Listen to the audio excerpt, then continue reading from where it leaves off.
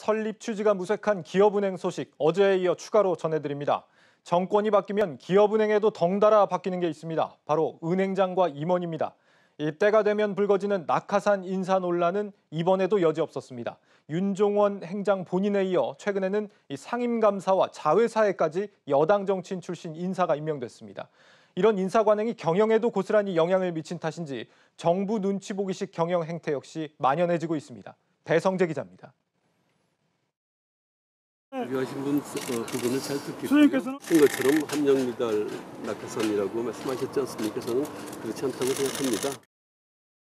작년 초 취임 과정에서 낙하산 인사 논란이 불거지며 한 달 가까이 출근을 못했던 윤종원 IBK 기업은행장. 취임 당시 임원 선임 절차의 투명성을 개선하겠다고 약속했지만 과정도 기준도 모르는 낙하산성 인사는 여전합니다. 지난 2월에는 정재호 전 더불어민주당 의원이 신임 상임감사에 선임된 데 이어 지난달에는 자회사인 IBK 서비스 부사장직에 여당 예비후보에 출마한 이력이 있는 김상진 건국대 교수가 임명됐습니다. 각각의 선임 권한은 금융위원회와 기업은행 내부에 있다고만 알려져 있을 뿐 특별히 공개된 선임 기준은 없습니다. 전문가들은 이렇게 정부 유관단체의 인사 절차가 비공개로 진행되는 점을 강하게 비판합니다.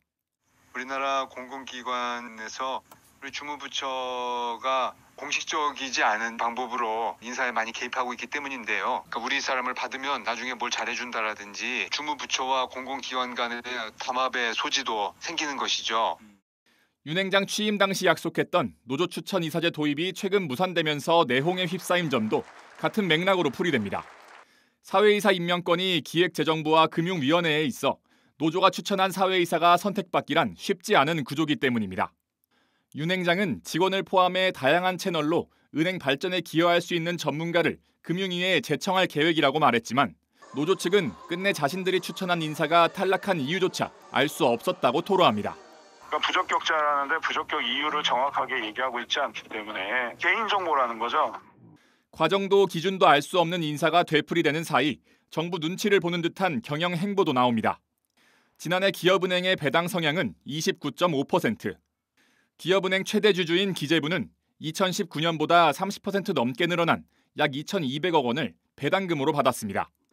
기재부가 지난해 4차례 유상증자에 참여하면서 지분이 7% 늘어난 점을 고려해도 기재부 배당금은 최근 5년 동안 가장 많은 수준입니다.